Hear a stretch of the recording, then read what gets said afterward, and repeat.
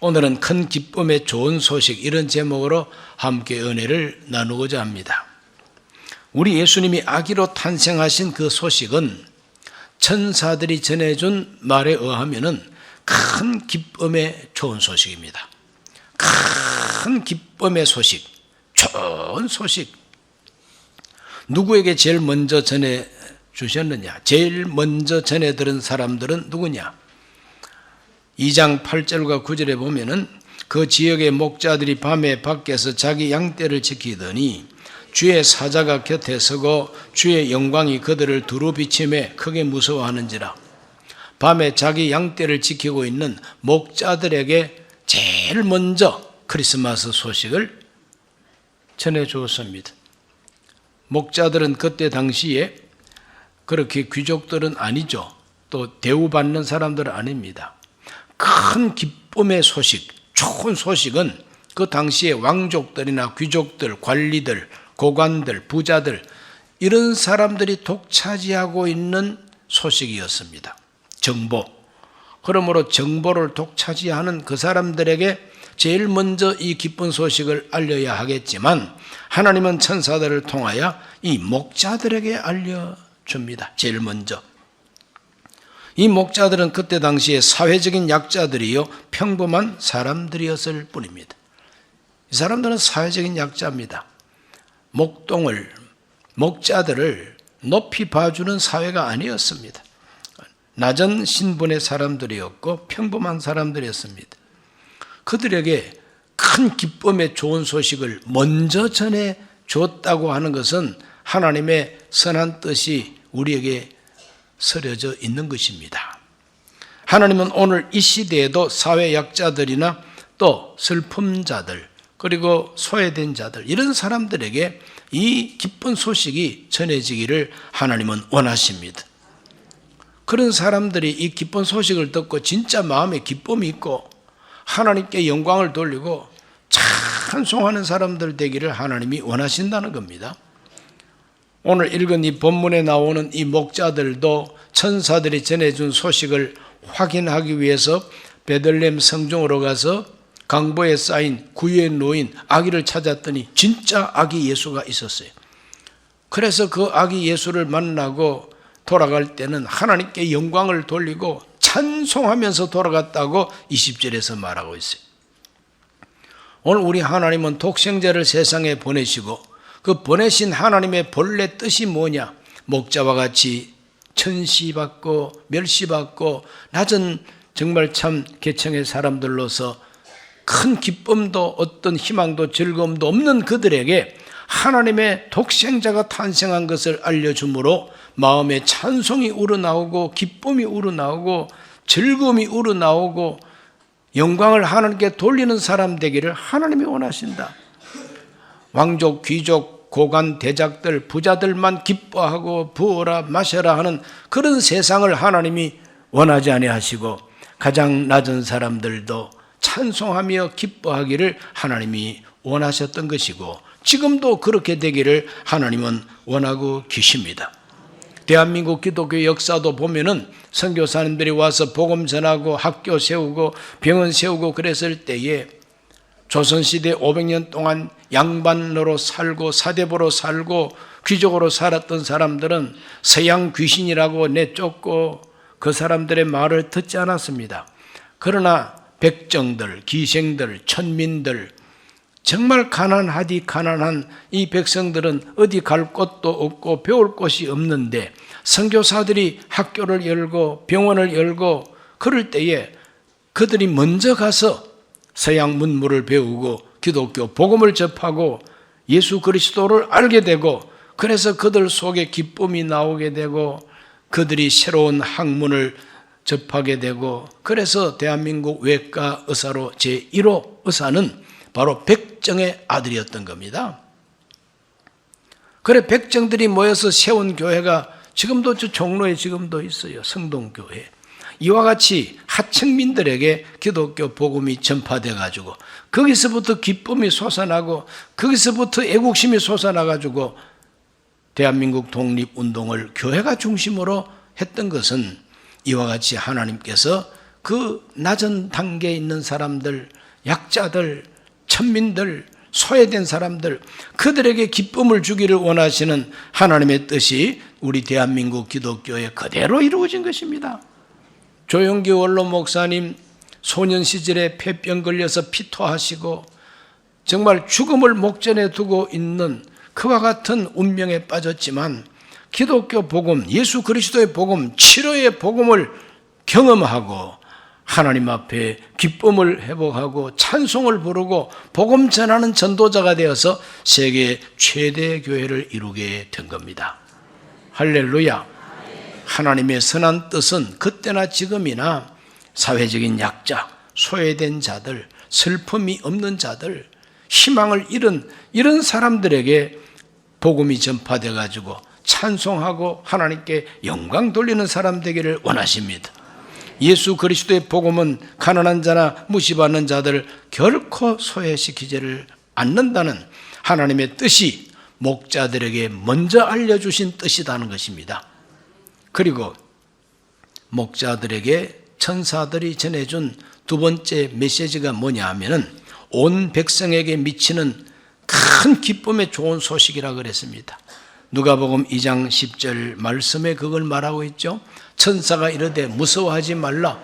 보라, 내가 온 백성에게 미칠 큰 기쁨의 좋은 소식을 너에게 전하노라. 큰 기쁨의 좋은 소식인데 이것이 바로 온 백성에게 미치는 소식이라는 겁니다. 어떤 소식은 어떤 사람에게는 기쁜 소식이지만 어떤 사람한테는 불쾌한 소식입니다. 그런 경우들이 있습니다. 그것을 우리 한국 옛날 속담에도 전해져 내려오는 말이 있는데 사촌이 논사하면 배가 아프다 그랬어요. 사촌이 논사서면 잘했다, 논사선이 축하한다, 이게 마땅하지 않습니까?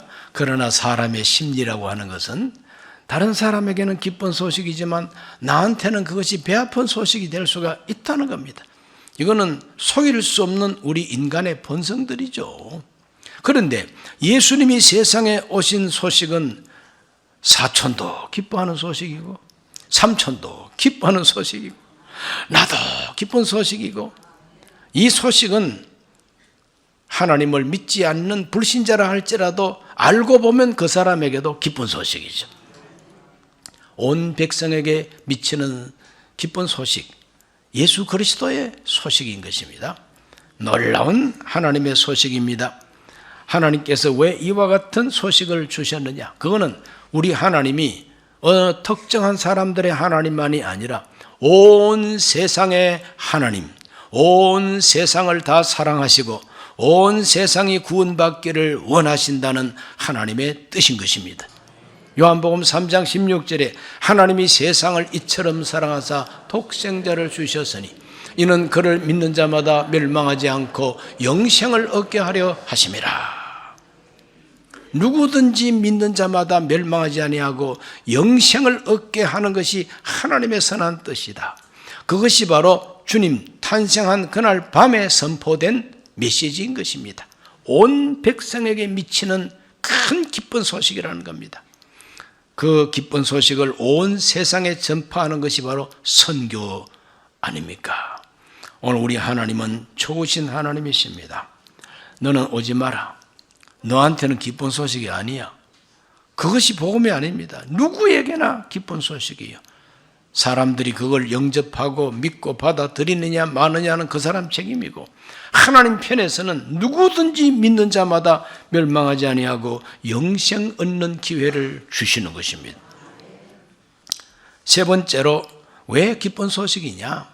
큰 기쁨의 좋은 소식. 예수 그리스도가 탄생한 소식이 왜 그렇게 기쁜 소식이냐?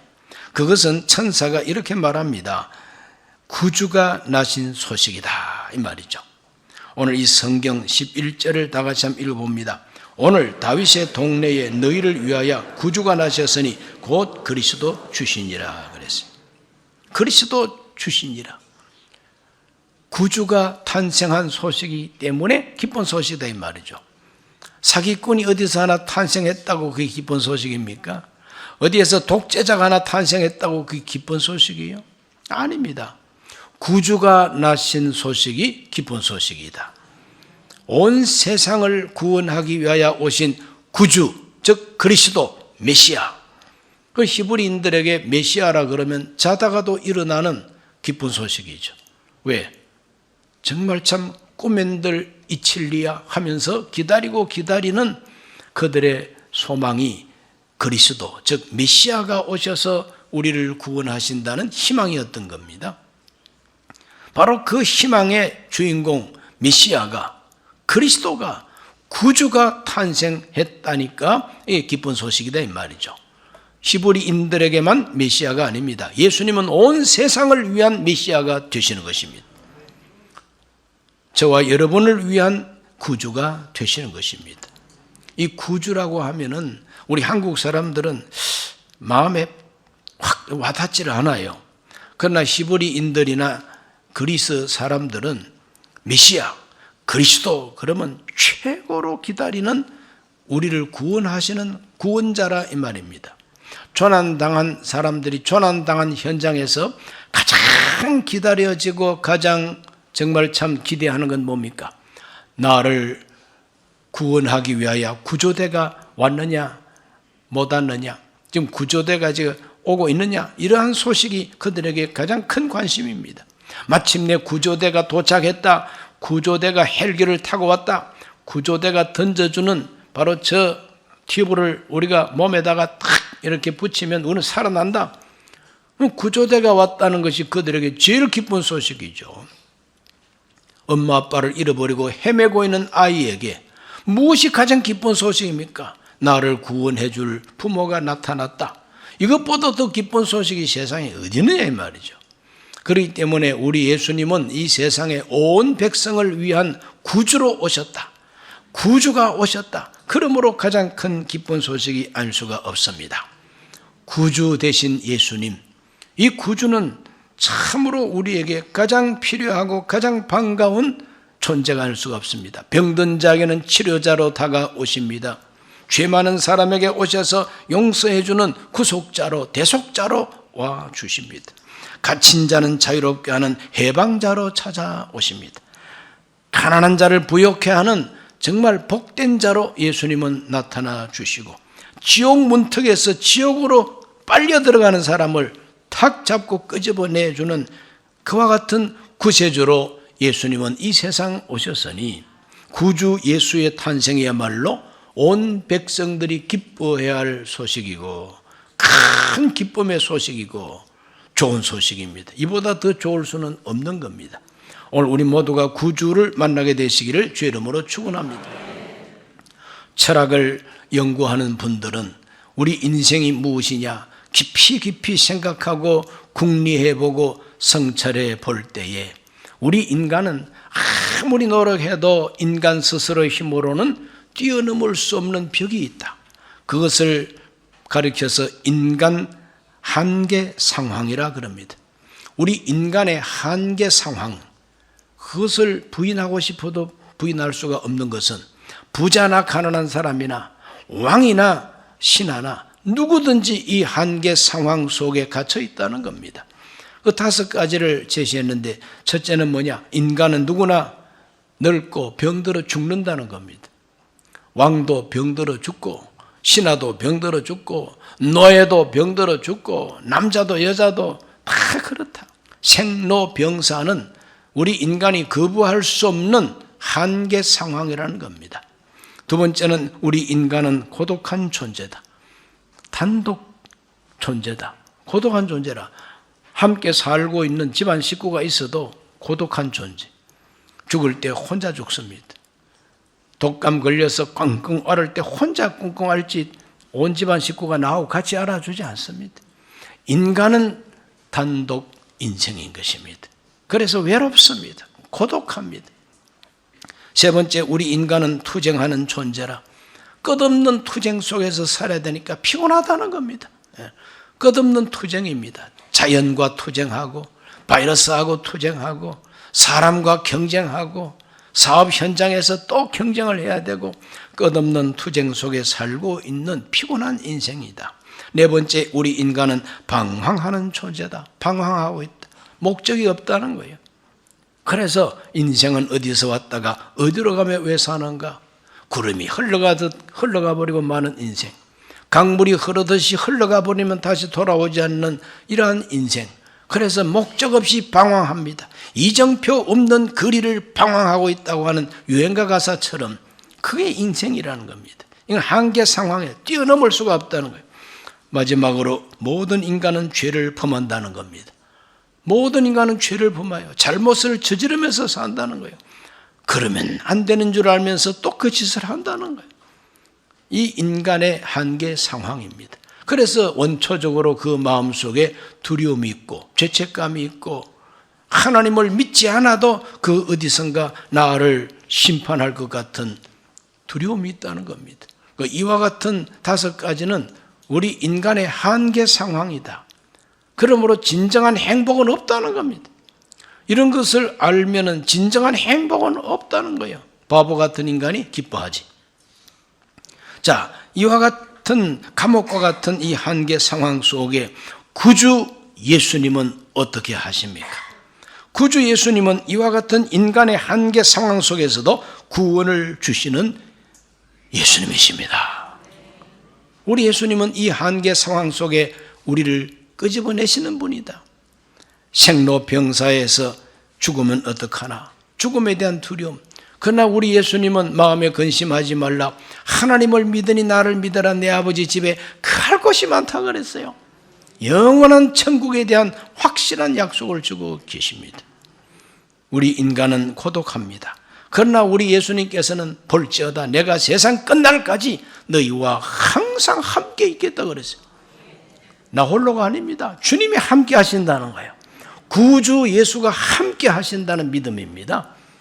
그게 믿어집니까? 믿어져야만이 크리스마스를 기뻐할 수 있는 사람이 되는 거죠. 우리 인간은 끝없이 투쟁합니다. 끝없이 투쟁합니다. 그러나 우리 예수님께서 말합니다. 내가 너를 도와주리라. 내가 너에게 평화를 주리라. 내가 너와 함께하고 내가 너를 도와주겠다 그럽니다. 무엇이든지 네 이름으로 구하면 내가 시행하겠다는 겁니다. 그리고 인간은 언제나 방황하는 존재라. 이정표 없는 거리를 헤매는 인생.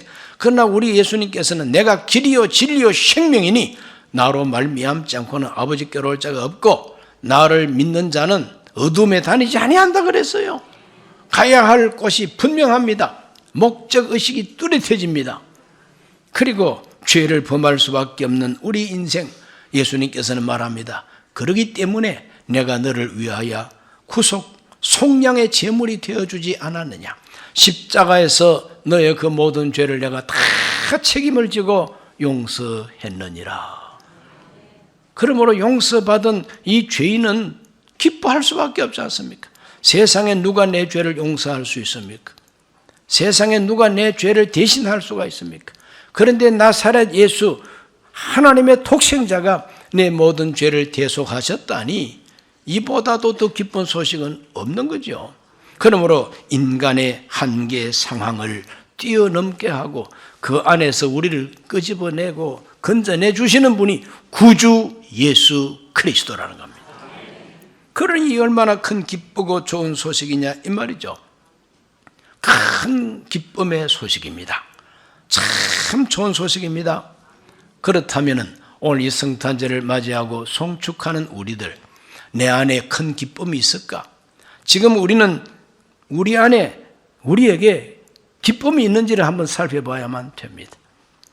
큰 기쁨의 좋은 소식, 구주가 오셔서 큰 기쁨을 주시고 좋은 일을 주시는데 내 마음속에 기쁨도 없고 그 좋은 것을 알지 못한다면 믿는 사람인지 불신자인지 구분이 안 되지 않습니까?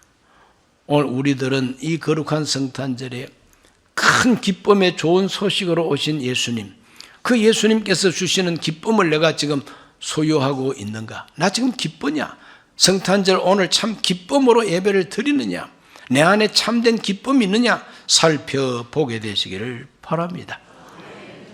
천사는 노래했습니다. 누가복음 2장 14절에 지극히 높은 곳에서는 하나님께 영광이, 땅에서는 하나님이 기뻐하신 사람들 중에 평화로다 그랬어요.